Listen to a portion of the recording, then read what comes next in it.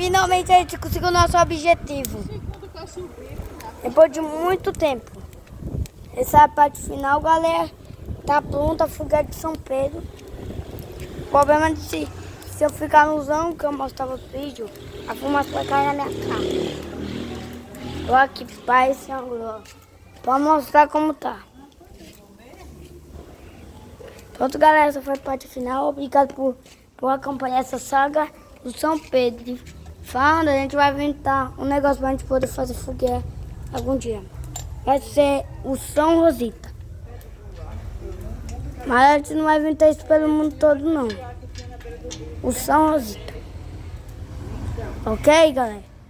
Então tchau. Até mais um vídeo.